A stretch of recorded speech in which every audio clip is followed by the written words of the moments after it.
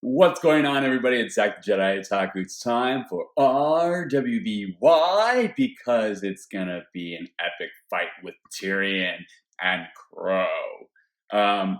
This is Chapter 4, or Volume 4, Chapter 6, The Tipping Point. I do know that it is a fight versus Tyrion and Crow, just because of what happened in the end of last episode with Tyrion being at the end of it. But before that, we also had a really awesome, fun time being introduced to Menagerie and Callie and Guerrera and all of Blake's family and how the Faunus kind of interact. And we had those two White Fang representatives of the Menagerie branch who, aren't part of Adam Taurus's group, but actually are part of Adam Taurus's group. And that Blake's father used to be the leader of the White Fang. So when she's talking about, like in Volume 1, where when the more peaceful leader stepped down, the White Fang shifted into being more militaristic, which would be her dad. And then something Khan, Sienna Khan is the current leader. So we don't know if there's actually a splinter group between Adam Taurus's White Fang and Sienna Kong's White Fang. It appears that we have those two guys that are the middle group, but we don't know if there's actually a splinter group or if it's just a facade and using Adam as their kind of scapegoat for that kind of idea. Interesting stuff. I love the interactions with the family and son. How Callie, the mom, loved him. He's like, ooh, I really like him. He's really like funny and goofy and silly. He's cute. I like him. And then the dad being like, shut up. I don't like you at all. Don't even get near my daughter. Get out of here. So I really liked all of that stuff. And thank you for the guys who let me know in the comments for that episode that the voiceover actor was Hohenheim from Full Metal Alchemist, and that some of the other characters are from Full Metal, because those are my jam. All of them are my jam. That's my favorite anime series, period. So it was really fun. I am looking forward to this. We're going to see more of RWBY and Team Ranger. And I want to see Crow in a fight, a real fight with Crow against someone who is of an upper level quality. So this is going to be really fun. Let's get into it. Ready? Play.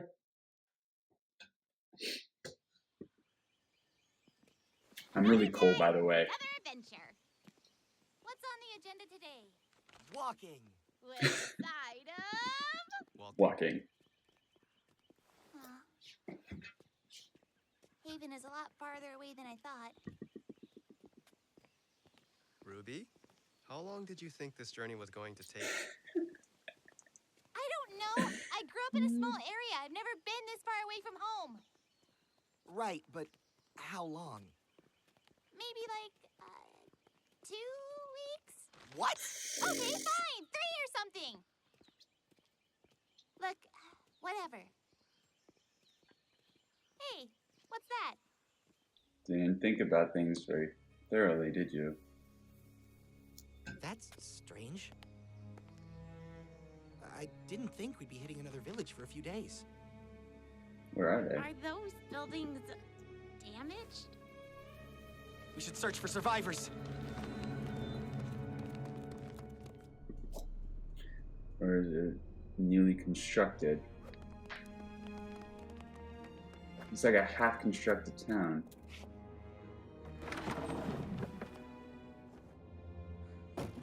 Anything? Nothing over here. No one over here either. It almost Same seems marking. like the town was abandoned. It was being built and never did. Same thing like Mountain Glen.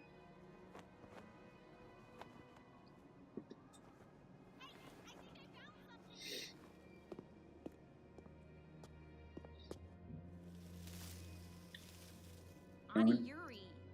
Oni. Never heard of it. Me neither. Well, an Oni is a demon. You might think of it as Anima's Mountain Glen, had it never been completed. Gotcha. Years ago, the richest Yes. members of Mistral were unhappy with how the kingdom was being run. Frustrated with the council, they pooled their resources together to build their own city, with their own laws. They hoped that one day it could maybe even become its own kingdom. Many thought it would be the future. Including his family? I know my parents did. What happened? What always happens. Oh. The Grimm. Not just anyone.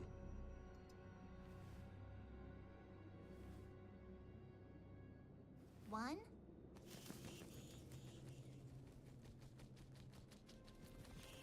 Come on. There's our 6 crows. This place gives me the creeps. Ravens flying through. Monty symbol.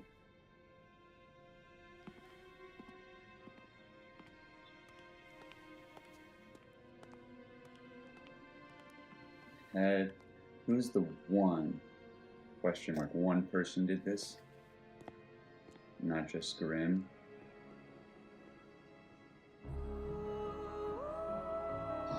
Hmm.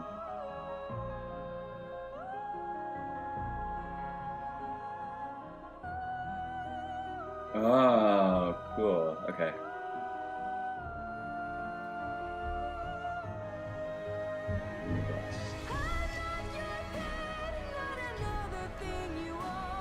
Wow. It's beautiful.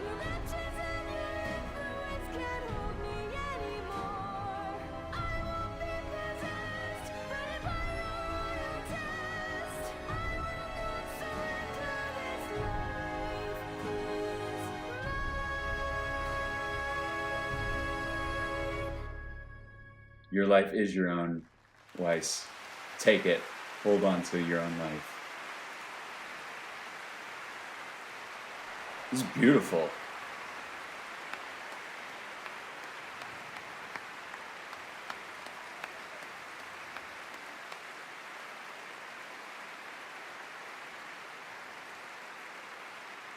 Beautiful. Gorgeous. And the symbolism of the song she picked is ironic. Wow, just such a beautiful, beautiful show.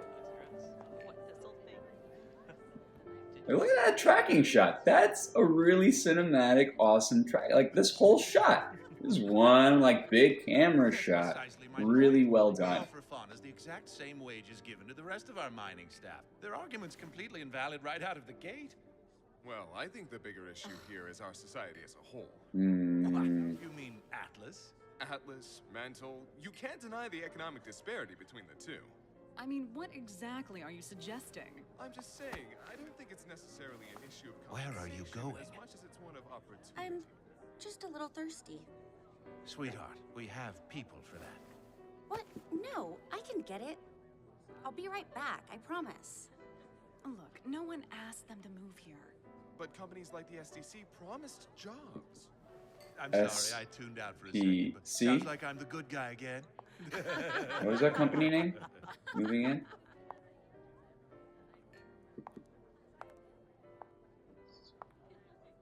It's beautiful. Who's? Oh, I know this dude. You This too, is one of Madge. Neptune's guys, right? Yes, it's a lovely painting.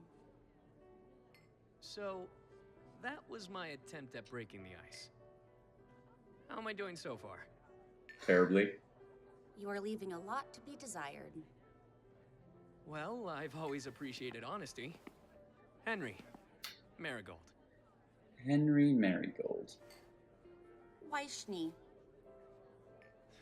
I know. I saw your performance. Obviously. You were wonderful. And I promise I'm not just saying that because you're pretty.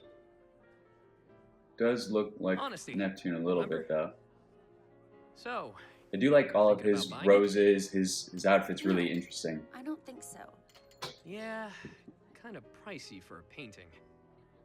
It's to raise money. Oh, really? For what? For what?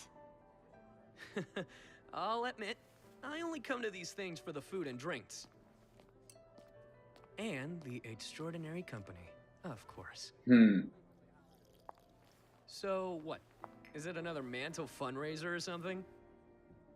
Get out. What? Get out, or I will have security escort you out. But I haven't done any. Leave! Whatever. Huh. Alright, Toots McGee.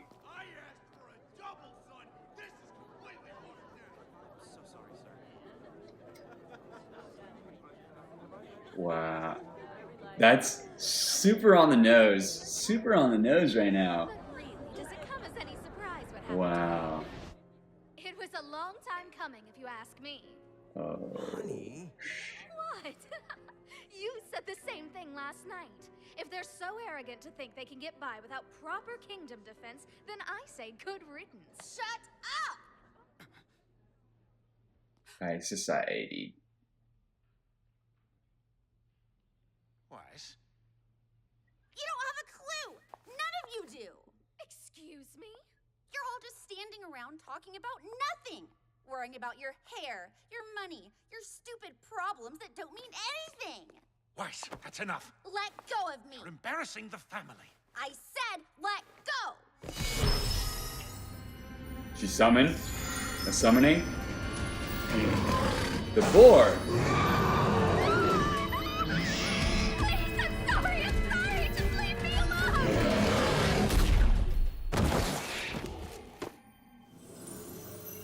Arrest her! What are you waiting for? She's insane! She should be locked up!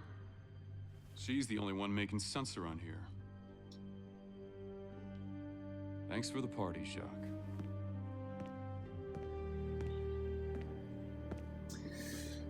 Ironwood, I love you right now. The difference between, you know, the last 3 seasons, the last 3 volumes, and now it's like you're a totally different character. And I love it.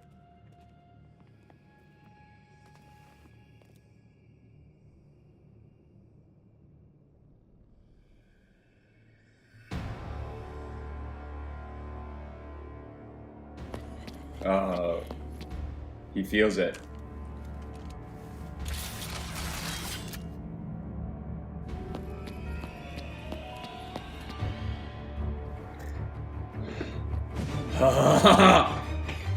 Here we go.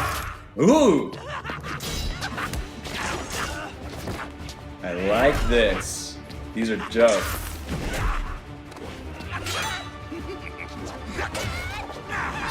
Whoa.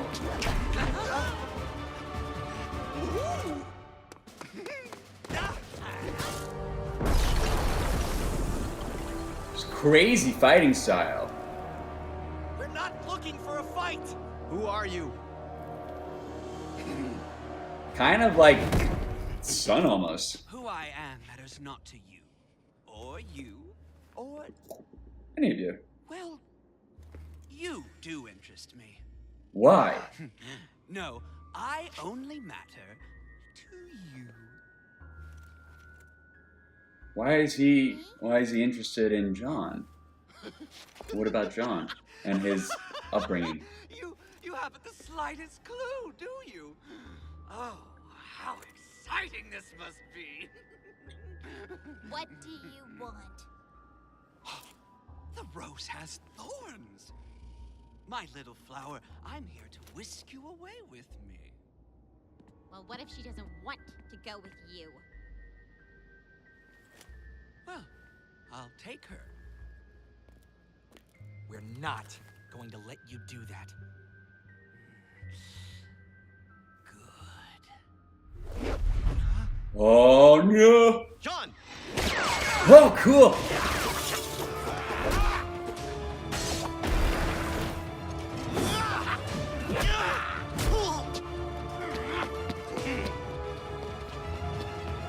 No, he's gonna see it. No! But she can take electricity. It's okay, she can take it. You don't realize that he helped. Well, if that isn't ironic. You don't know. You're about to feel Valhalla's mercy. Valhalla. Valkyrie! Bang! Yes!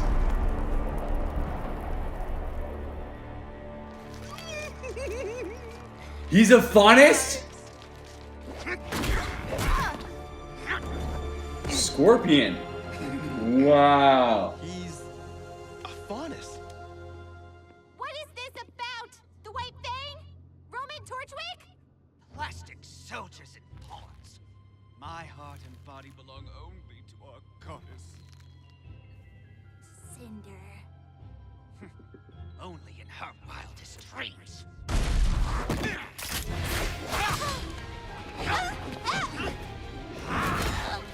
Whoa, whoa. Crow, is he gonna transform? Are we gonna see confirmation that he actually can turn into a raven? Or a crow? Come on, do it. Do it. Do it. Do it. Come on, be crow. Fight! Oh! Ow. Yes!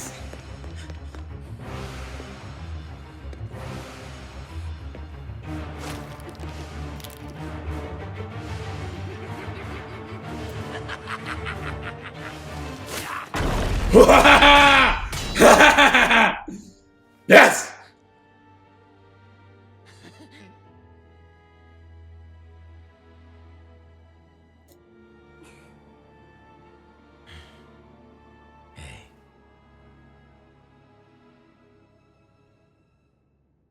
Ah, no, give me more. I want to see the fight. I want to see the fight. Come on. Ah! It was wrong. It wasn't just Crow. It was Crow's the end. Next episode's Crow.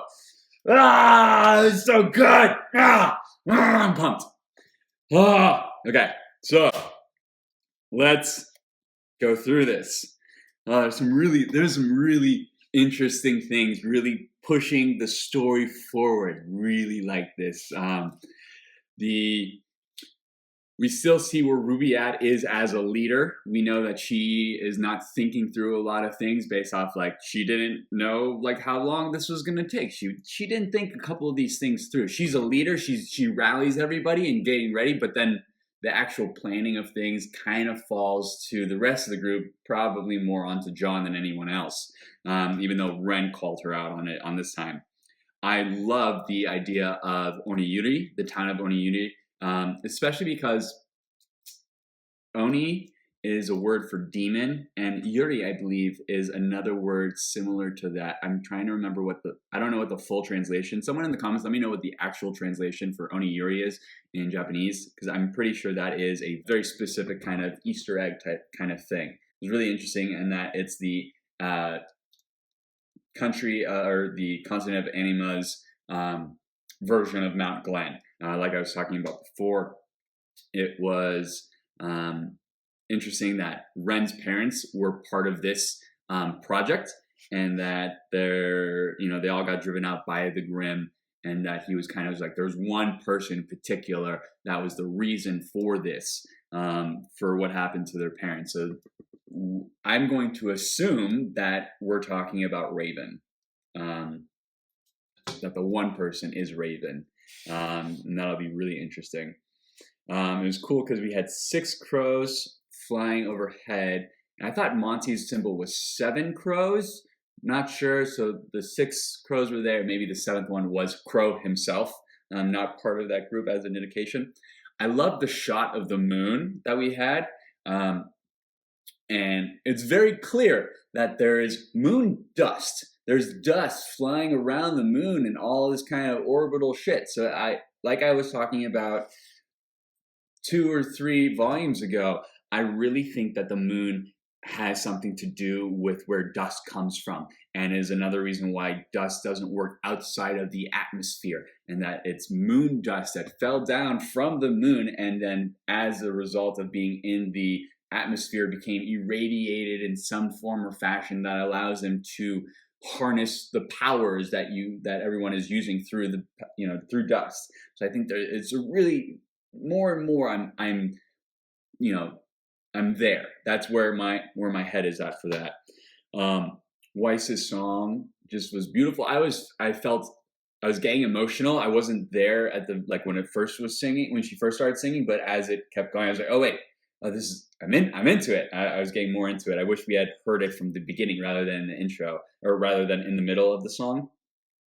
The last lyrics of the song sounded like "take hold of your own life."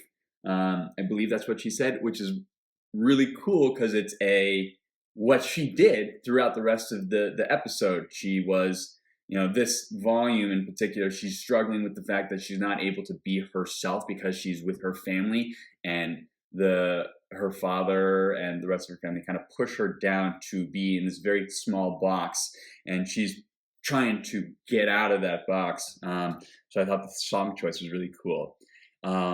There were several comments from the party guests that I was trying to listen in on. There's the economic disparity between Mantle and Atlas currently. And I thought Mantle was the defunct kingdom before Atlas took over. So maybe there is some stuff there still within that country going on there. They said some company was moving in SPC. I wrote down. I might, or maybe SPD or some something or other. Let me know in the comments below what you guys heard. The character of Henry Marigold, thought that was really interesting. Marigold I recognize that name. I can't remember. I'm pretty sure it's a reference to some kind of story or folk tale. Let me know in the comments what you guys know about that reference. Marigold is there's something there. And I liked his attitude at first was, just trying to be a flirt and whatever.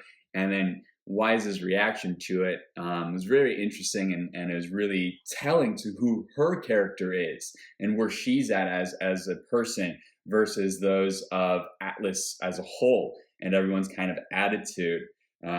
He kind of like he reminded me of Neptune, but Neptune is more of a goofball, cool guy, and this dude was like, I'm too cool for school, and I know it because I have money, and that's why I'm cooler than everyone else. So there was a lot more of this mean-spirited type of attitude exuding off of him versus Neptune is like, it's more of the goofball. I'm trying to be the coolest person in the room, but really, once you get to know me, I'm not that cool. I'm just outwardly presenting myself as that.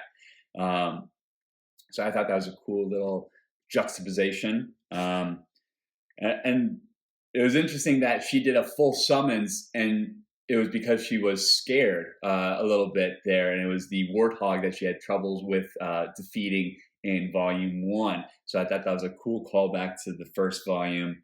And I liked that Ironwood was the one that, took him out. And even though their situation was caused by Wise, he was totally on Wise's side the whole time. He's like, you idiots, like all of you people, like I am so far fed up with all of your BS. This whole thing is a bunch of baloney, and you all know it, and you're all like sitting there in your nice high little houses, not worrying about the actuality of the thing. Oh man, I've split my nail. Like, screw you guys.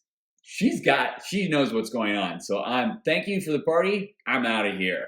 I love Ironwood right now. I'm loving him so much for how much he's developed over the course of the series, to where he is now, where he is basically Crow now. Before volume 3, he was all high and mighty, thinking that he knew what was going on, he knew what was best, and fight fire with fire, and not thinking about how it's going to act towards other people and all that kind of stuff. And to where he is now, where after volume 3 and after his just all of the losses and everything he thought was true was proven just totally false in front of his eyes, he had to pick himself back up and put himself back together. And who he's able to put back together is someone that looks very similar to Crow, in this jaded type of personality. I thought those were really cool things. It's making me love him a lot. And then the last scene is the fight with Tyrion against Team Ranger. And I'm loving the amount of stuff that we're getting with Ren, the more in-depth nature of Ren and his abilities, and just how in touch with nature he is, and his ability to hear the things and sense that Tyrion was coming. He's like, just wait, everybody, wait a second, let me hear. You know, he's kind of a what do they call them in World War II? Wind talkers. You know, the guys who would hear stuff they learned from the Native Americans to read call signs and track and that kind of stuff. So I thought that was really cool. And then Tyrion coming in like a crazy guy. I thought he was like a crazy fighting style. He was like sun-like, and he's animalistic and all over the place. And then and it makes sense because he is a faunist. He is half animal. I thought that was really cool, and I like that his faunist trait is a scorpion tail. That's very telling to who he is as a character. He's poison. You know, he's deadly and poisonous. I think that's really cool and crazy and telling for who he is. And his fighting style is more insectile-like. You know, he's holding on to the walls like nothing and grabbed onto stuff. So it makes sense that his is more you know, that type of faunist. There are a couple of really cool team attacks and team moves in this one, even though it was not planned. They were done that way. Ren shooting onto Jon's shield to hit Tyrion, or before, you know, Tyrion was able to get Jon, and then RWBY shooting the electric bolt, and Tyrion thinking it's for him and dodging and hitting Nora, and really it was for Nora. Like, we all knew that was for Nora, just so that she could power up and become, you know, her Thor, you know, Valkyrie self, and just knock him out of there. Really awesome. And then I loved I thought it was really interesting that Tyrion was interested in Jon. He's like, I'm not interested in you or you. I am interested in you, however, but I'm only here for you. So I thought that was really interesting. There's more to Jon now, and there's this deeper mystery that who Jon is, who his parents is, who his lineage is, and who his, you know, what his semblance could be. There's so much we're learning. It's this really cool mystery that we got from the second episode. Did we even in the first or second episode? I think it was the end of the first episode before we saw Beacon. It was just this dude comes in, and we have this very cool storyline. I think he's going to be like, towards the end of the series, he's going to be a Naruto-like character who's like the weakest at the beginning, and then by the end is the literal strongest character in the series. So